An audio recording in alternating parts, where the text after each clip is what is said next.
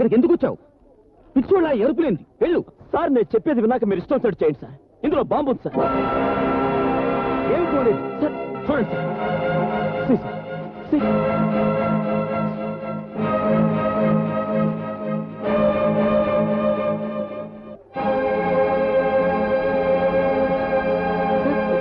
ఇక్కడ బాంబు పెట్టారు sir. Sir మీరు వెళ్ళండి సార్, నేను చూసుకుంటాను సార్. విజయ్ సార్, ఇప్పటికి చాలా సార్లు నీ మాట విన్నాను.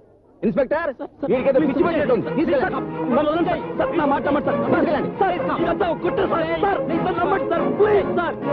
ఏమిటి ఇలా జరిగింది?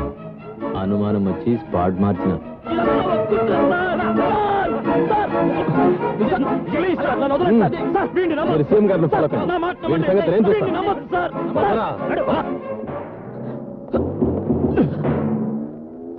ఎందుకురా వెర్రి కేకలు, పిచ్చి తపన, అర్థం లేని పరీక్షాన్ అవుతావు.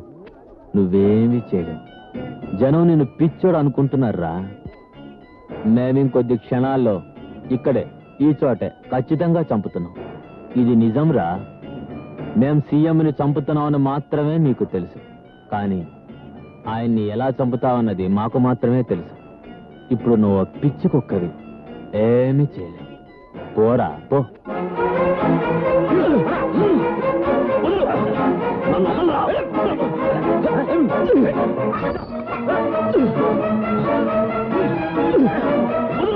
ఇప్పుడు మన ముఖ్యమంత్రి గారు పిల్లల ఆటల పోటీల ప్రారంభ సూచకంగా జ్యోతిని వెలిగిస్తారు. అది వెలిగించిన వెంటనే పేలు చేస్తాడు. అక్కడకు మార్చిన స్పాట్. తన చితిని తానే వెలిగించుకోబోతున్నాడన్నమాట. సీఎం సార్ అలాంటి సిన్సియర్ ఆఫీసర్ చూడకపోతే ఎలా? తీసుకెళ్ళండి.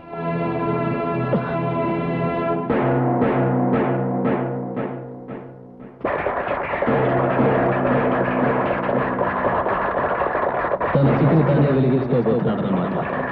తన చితిని తానే వెలిగించుకోబోతున్నాడన్నమాట.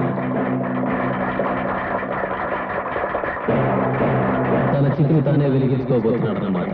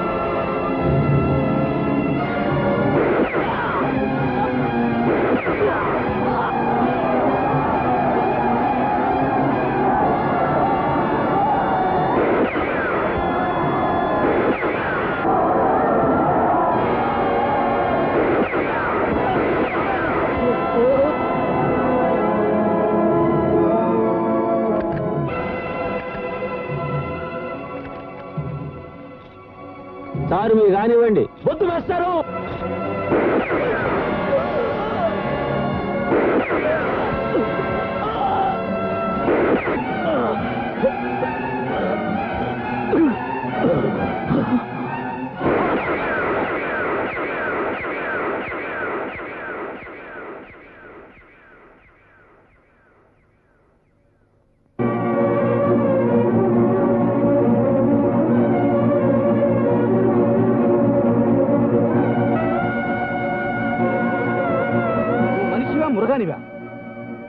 అర్థం లేని ఆవేశంతో నువ్వు చచ్చి ఇంతమందిని దారుణంగా చంపి ఈ శ్మశానంలో నుంచి నువ్వు సాధించింది ఏందిరా? నీలాంటి కిరాతకుడు గురువునవడం నా దురదృష్టం. సార్, మీరు మీ చేతులతో నన్ను చంపినా నేను ఆనందంగా భరిస్తాను. కానీ మీ శిష్యుడు సిన్సియారిటీని మీరు అవమానంగా భావిస్తే నేను భరించలేను. ఏమిట్రా? ఏమిటి వాళ్ళు చేసిన దారుణం? సార్, ఒక మనిషి చచ్చాకే ఈ సమాజం అతన్ని మనిషిగా గుర్తిస్తుంది. ఆఖరి క్షణంలో ఉన్న నేను మాటలతో మిమ్మల్ని నమ్మించలేను.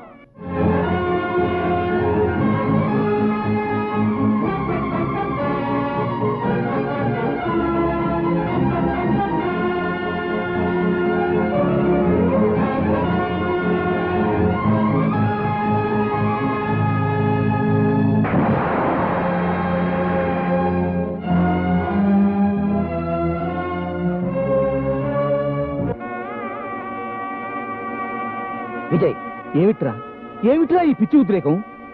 మాస్టర్, మీ శిష్యుడు ఏ తప్పు చేయలేదని మనస్ఫూర్తిగా నమ్ముతున్నానని ఒక్క మాట అంటే చాలు.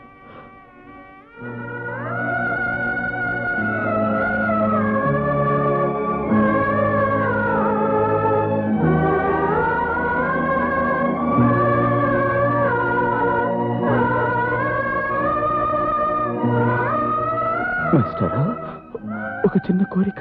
చెప్పు విజయ్. ఒకరోజు నేను అనాథగా మీ దగ్గరకు వచ్చాను. ఈరోజు మళ్ళీ నా బిడ్డను అనాథగా మీకు అప్పగించిపోతున్నాను. వాడి బాధ్యత మీదే సార్. Please master. కానివ్వను. నేను బ్రతుకుండగా నీ బిడ్డను అనాశను కానివ్వనరా.